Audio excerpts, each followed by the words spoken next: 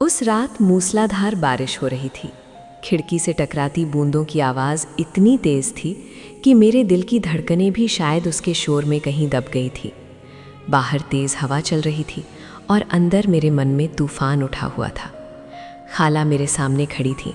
उनकी आंखों में एक अजीब सी चमक थी जो उस पल मुझे डरावनी लग रही थी। उन्होंने धीमे से कहा, भैया ने आपके प्रति आकर्षण खो दिया है, लेकिन मैं नहीं। मेरे कानों में ये शब्द किसी ठंडी सुई की तरह चुभे। मैंने बिना कुछ कहे बस खिड़की बंद कर दी। उस एक पल में मुझे एहसास हो गया था कि हमारे रिश्ते की दिशा हमेशा के लिए बदल चुकी है। आज भी, कई साल बाद भी, मैं उस रात और अपने उस फैसले के बारे में सोचती हूँ। नमस्कार दोस्तों, दीपिका स्टोरी में आपका स्वागत है। उम्मीद है आप सब स्वस्थ होंगे और खुश होंगे। आज मैं आपके लिए लेकर आई हूँ एक ऐसी कहानी जो प्यार, धोखे और एक अप्रत्याशित मोड़ से भरी है। ये कहानी आपको भावनाओं के एक ऐसे सफ़र पर ले जाएगी जहाँ आपको हर मोड़ पर एक नया एहसास होगा। इस कहानी का पूरा मज़ा लेने के लिए मैं आपको हेडफोन लगाने का सुझाव दूंगी। और हाँ, चैनल को सब्सक्राइब करना ना भूलें। तो चलिए शुरू करते हैं आज की कहानी। दिल्ली की सर्द शामें, कनॉट प्लेस की चहल पहल और एक छोटे से कैफ़े में राहुल और मैं। हमारी प्रेम कहानी की शुरुआत कुछ ऐसी ही थी। मैं, प्रिया, एक कलाकार जो अपनी दुनिया रंगों और कल्पनाओं में रचती थी, और राहुल, एक महत्वाकांक्षी इंजीनियर जिसका दिमाग हमेशा बड़े सपनों में उलझा रहता था। हम कॉलेज में मिले थे। वो अपने दोस्तों के साथ हंसते खेलते हुए मेरी पेंटिंग क्लास के सामने से गुजरा और मैंने अपनी दुनिया का सबसे खूबसूरत चेहरा देखा। उसकी आंखों में एक अजीब सी चमक थी, एक आत्मविश्वास जो मुझे तुरंत आकर्षित कर गया। हमने पहली बार बातचीत तब की जब उसने मेरी एक पेंटिंग की तारीफ़ की। उसकी तारीफ़ में वो गहराई थी जो सिर्फ एक समझदार इंसान ही देख सकता था। धीरे धीरे हमारी दोस्ती प्यार में बदल गई। राहुल मेरे लिए सिर्फ एक प्रेमी नहीं था, वो मेरा सबसे अच्छा दोस्त था, मेरा हमराज, मेरा सहारा। हम घंटों बातें करते, अपने भविष्य के सपने बुनते। उसे मुंबई में एक बड़ी मल्टीनेशनल कंपनी में नौकरी मिल गई थी और मेरा सपना था दिल्ली में अपनी आर्ट गैलरी खोलना। हम दूर रहकर भी एक दूसरे के करीब थे। रोज़ाना वीडियो कॉल, वीकेंड पर मिलने की कोशिशें, हर त्यौहार साथ बिताना। हमारा रिश्ता इतना मजबूत था कि दूरी भी उसे कमज़ोर नहीं कर सकती थी। कम से कम मुझे तो यही लगता था। राहुल की एक बड़ी बहन थी, स्नेहा। हम उसे प्यार से खाला कहते थे क्योंकि वो मुझसे उम्र में काफ़ी बड़ी थी और हमेशा मेरी माँ की तरह ख्याल रखती थी। स्नेहा खाला बहुत ही सुलझी हुई और समझदार महिला थी। वो राहुल और मेरे रिश्ते की सबसे बड़ी समर्थक थी। जब कभी राहुल और मेरे बीच कोई छोटी मोटी नोक झोंक होती तो खाला ही सुलह करवाती थी। वो हमेशा मुझे हिम्मत देती थी, कहती थी, प्रिया, राहुल जैसा लड़का किस्मत वालों को मिलता है, तुम दोनों एक दूसरे के लिए बने हो। उनकी बातें मुझे हमेशा सुकून देती थी। मैं उन्हें अपनी बड़ी बहन और माँ का एक मिला जुला रूप मानती थी। मेरे लिए वो सिर्फ राहुल की बहन नहीं थी, वो मेरा अपना परिवार थी। लेकिन धीरे धीरे मुझे कुछ अजीब सा महसूस होने लगा। पहले तो ये बहुत सूक्ष्म था, इतना कि मैं उसे नज़रअंदाज कर देती थी। स्नेहा खाला मुझसे पहले से ज़्यादा करीब आने लगी थी। वो अक्सर मुझसे मिलने आती, देर रात तक मेरे साथ बातें करती। कभी कभी वो मेरे बालों में हाथ फेरती, कभी मेरे गालों पर एक अजीब सी गर्मजोशी के साथ चुंबन लेती जो मुझे थोड़ा असहज कर देता था। मैं इसे उनका स्नेह मानकर टाल देती थी। आखिर वो मेरी खाला थी और मुझे उनसे कोई ख़तरा महसूस नहीं होता था। इसी बीच राहुल भी बदल रहा था। मुंबई में उसकी नौकरी ने उसे बहुत व्यस्त कर दिया था। उसके फ़ोन कॉल्स कम हो गए थे, वीडियो कॉल में भी वो थका हुआ और बेजार लगता था। हमारी बातचीत में वो पहले जैसी चमक नहीं रही थी। जब मैं उससे पूछती कि क्या बात है तो वो कहता, प्रिया, काम का बहुत दबाव है, तुम समझती क्यों नहीं। मैं समझती थी, लेकिन मेरे दिल में एक अनजाना डर पलने लगा था। क्या वो मुझसे दूर जा रहा था? क्या हमारा प्यार दूरी के आगे हार मान रहा था? मैंने ये बात स्नेहा खाला से भी कही। उन्होंने मुझे गले लगाया और कहा, अरे लड़कों का यही होता है, काम में बिजी हो जाते हैं तो सब भूल जाते हैं।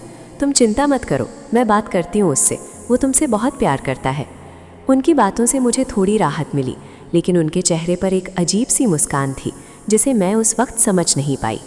एक दिन मैं बीमार पड़ गई। तेज़ बुखार और बदन दर्द से मैं बिस्तर पर पड़ी थी।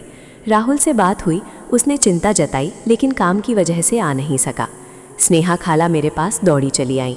उन्होंने मेरा बहुत ख्याल रखा, मुझे दवाइयाँ दी, खाना खिलाया। उस रात वो मेरे पास ही सोईं, मेरे माथे पर हाथ फेरती रहीं। प्रिया, उन्होंने धीमे से कहा, तुम इतनी प्यारी हो, कोई भी तुम्हें दर्द में नहीं देख सकता। उनकी आवाज़ में एक अजीब सी तीव्रता थी।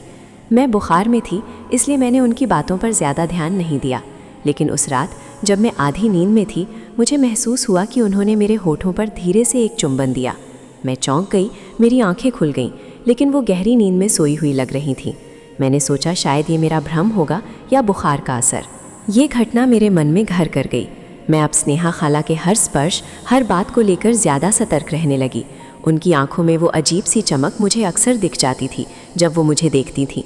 कभी कभी वो राहुल के बारे में ऐसी बातें कहती थीं जो मेरे मन में और संदेह पैदा करती थीं, जैसे राहुल आजकल बहुत बदल गया है, उसे तुम्हारी परवाह पहले जैसी नहीं रही, या मुंबई में वो बहुत लोगों से मिलता है, पता नहीं आजकल क्या चल रहा है उसकी ज़िंदगी में। मैं उन्हें रोकती, खाला ऐसी बातें मत कहो, मुझे राहुल पर पूरा भरोसा है। लेकिन उनके शब्द मेरे मन में जहर की तरह फैल रहे थे। राहुल के साथ मेरा रिश्ता सच में कमज़ोर होता जा रहा था। हमारी बातचीत में वो जोश नहीं था, उसकी आवाज़ में वो अपनापन नहीं था। जब मैं उससे शादी की बात करती तो वो टाल देता, प्रिया अभी करियर पर ध्यान देना है, शादी के लिए थोड़ा और इंतज़ार करते हैं। उसका ये जवाब मेरे दिल को तोड़ देता था। मुझे लगने लगा था कि वो मुझसे दूर जा रहा है और मेरे पास उसे रोकने का कोई तरीका नहीं था। एक रात दिल्ली में फिर से मूसलाधार बारिश हो रही थी। बिजली कड़क रही थी और हवा इतनी तेज़ थी कि खिड़कियां थरथरा रही थीं। मैं अकेली अपने कमरे में बैठी थी, राहुल से बात करने की कोशिश कर रही थी, लेकिन उसका फ़ोन बंद था। मेरा दिल घबरा रहा था। मुझे लगा जैसे मैं एक गहरे कुएं में गिरती जा रही हूँ।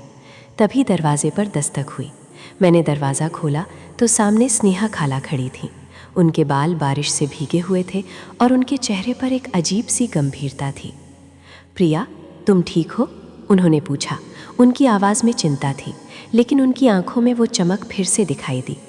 मैंने उन्हें अंदर बुलाया। नहीं खाला, मैं ठीक नहीं हूँ।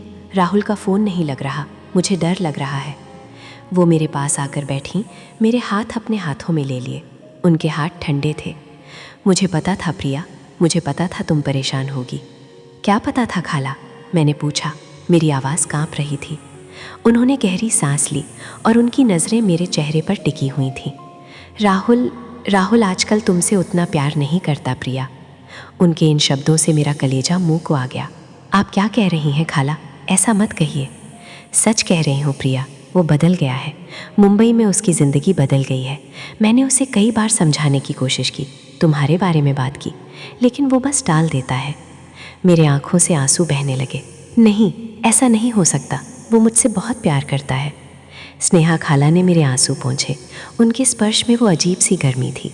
प्यार करता था प्रिया, अब वो बस तुमसे छुटकारा पाना चाहता है। वो तुम्हें बताना नहीं चाहता, इसलिए दूरी बना रहा है। उनकी बातें मेरे दिल में सुई की तरह चुभ रही थीं। मैं टूट चुकी थी। तो फिर मैं क्या करूं खाला? मैं उसके बिना कैसे रहूंगी? उन्होंने मेरे चेहरे को अपने हाथों में लिया। उनकी आंखें मेरी आंखों में गहराई से झांक रही थीं। तुम अकेली नहीं हो प्रिया, मैं हूँ तुम्हारे साथ। उनकी आवाज़ धीमे से बदल गई। उसमें एक अजीब सी ललक थी। राहुल ने भले ही तुम्हारे प्रति आकर्षण खो दिया हो, लेकिन मैं नहीं। उनके ये शब्द मेरे कानों में गूंज उठे। मेरे रोंगटे खड़े हो गए। उनकी आंखों में जो मैंने देखा वो सिर्फ स्नेह नहीं था, वो एक वासना थी, एक ऐसी इच्छा जो मुझे अंदर तक झकझोर गई। जिस खाला को मैं अपनी माँ मानती थी, वो राहुल की बहन, वो मुझसे। मेरे दिमाग में सारे पुराने पल घूमने लगे। उनके अजीब स्पर्श, उनकी अत्यधिक देखभाल, राहुल के बारे में उनकी नकारात्मक बातें, सब कुछ एक झटके में साफ हो गया। ये सिर्फ स्नेह नहीं था, ये कुछ और ही था, कुछ बहुत ही गलत। मेरे शरीर में अचानक एक ठंडी लहर दौड़ गई। मुझे डर लगने लगा। मैंने झटके से उनके हाथों को अपने चेहरे से हटाया और पीछे हट गई। खाला, आप ये क्या कह रही हैं? मेरी आवाज़ मुश्किल से निकली। उनकी आंखों में निराशा आई, लेकिन फिर उन्होंने एक अजीब सी मुस्कान बिखेरी। मैं वही कह रही हूँ जो सच है प्रिया। मैं तुम्हें राहुल से ज़्यादा प्यार करती हूँ। मैं तुम्हें हर वो खुशी दे सकती हूँ जो वो तुम्हें नहीं दे सकता। मुझे विश्वास नहीं हो रहा था कि मैं ये सब सुन रही हूँ। जिस रिश्ते को मैं पवित्र मानती थी, वो कितना गंदा हो चुका था।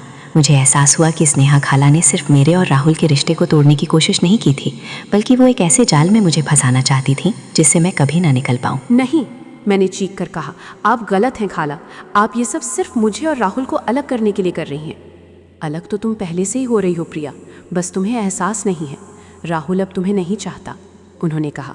उनकी आवाज़ में अब एक अजीब सी कठोरता थी। मेरे दिमाग में एक ही बात गूंज रही थी, भैया ने आपके प्रति आकर्षण खो दिया है, लेकिन मैं नहीं। ये वाक्य मेरे दिल में एक जहर की तरह फैल गया था। मैंने बिना कुछ सोचे समझे उनकी तरफ देखा। उनकी आंखों में अभी भी वो अजीब सी चमक थी। मैं डर गई थी, मैं घबरा गई थी। मैंने तुरंत उठकर कमरे की खिड़की बंद कर दी, जैसे मैं बाहर के तूफान से नहीं बल्कि अंदर के इस तूफान से खुद को बचाना चाहती थी। मुझे लगा कि अगर मैं उन्हें थोड़ी देर और देखती रही तो शायद मैं पागल हो जाऊंगी। मैंने उनसे दूर जाने के लिए कहा, खाला आप जाइए यहाँ से। उन्होंने मुझे देखा, उनकी आंखों में अब गुस्सा था। तुम नहीं समझोगी प्रिया, तुम एक दिन पछताओगी। वो बिना कुछ और कहे वहाँ से चली गईं। मैं ज़मीन पर बैठ गई, मेरे शरीर में जान नहीं थी। मुझे एहसास हुआ कि इस रिश्ते की दिशा पूरी तरह बदल गई है। राहुल का बदला हुआ व्यवहार, स्नेहा खाला का ये घिनौना खुलासा, सब कुछ मेरे सामने एक डरावनी सच्चाई बनकर खड़ा था।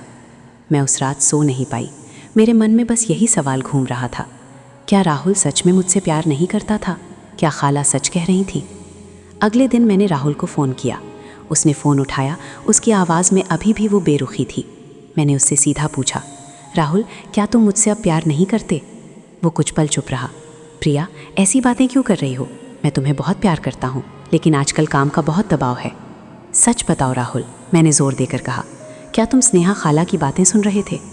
उसकी आवाज़ में अचानक गुस्सा आ गया। तुम क्या बकवास कर रही हो प्रिया? खाला क्यों मेरे बारे में ऐसी बातें करेंगी? मैंने उसे स्नेहा खाला के सारे खुलासे बताए।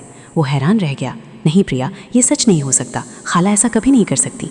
लेकिन उन्होंने कहा कि तुम मुझसे दूर हो रहे हो, कि तुम्हें मुझ में अब कोई दिलचस्पी नहीं है।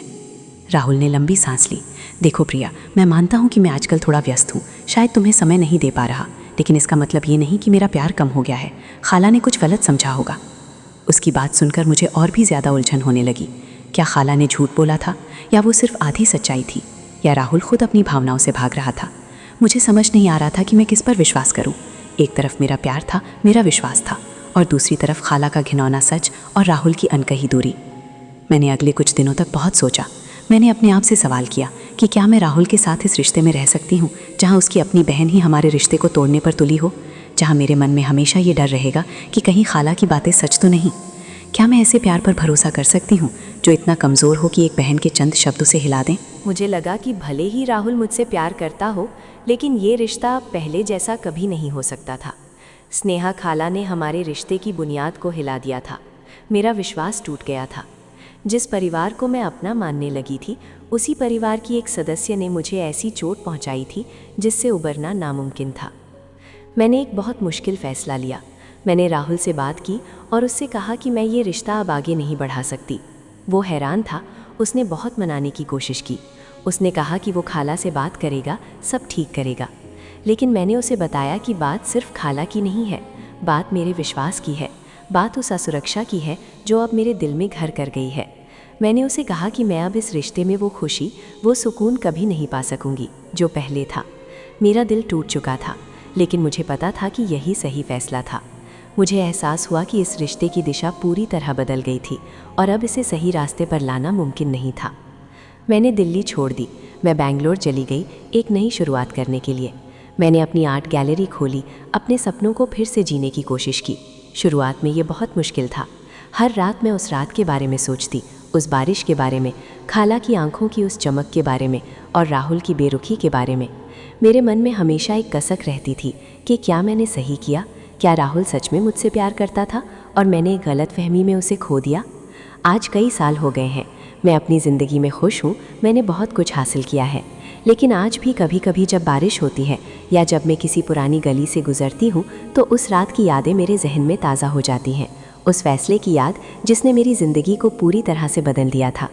मैं आज भी उस फैसले के बारे में सोचती हूँ, ना अफसोस के साथ बल्कि एक गहरी समझ के साथ कि कभी कभी हमें अपने दिल को बचाने के लिए सबसे मुश्किल फ़ैसले लेने पड़ते हैं, भले ही वो हमें अंदर से तोड़ दें। कुछ रिश्ते ऐसे होते हैं जो बाहर से तो खूबसूरत दिखते हैं लेकिन अंदर से खोखले होते हैं, और कभी कभी सबसे करीबी लोग ही आपको सबसे गहरी चोट पहुंचाते हैं। दोस्तों, ये थी आज की कहानी। उम्मीद है आपको पसंद आई होगी। अगर आपको ये कहानी अच्छी लगी हो तो इसे लाइक करें, अपने दोस्तों और परिवार के साथ शेयर करें और अपनी राय कमेंट बॉक्स में ज़रूर बताएं। और हाँ, दीपिका स्टोरी को सब्सक्राइब करना ना भूलें ताकि आप ऐसी और भी कहानियाँ सुन सकें। मिलते हैं अगली कहानी के साथ, तब तक अपना ख्याल रखें।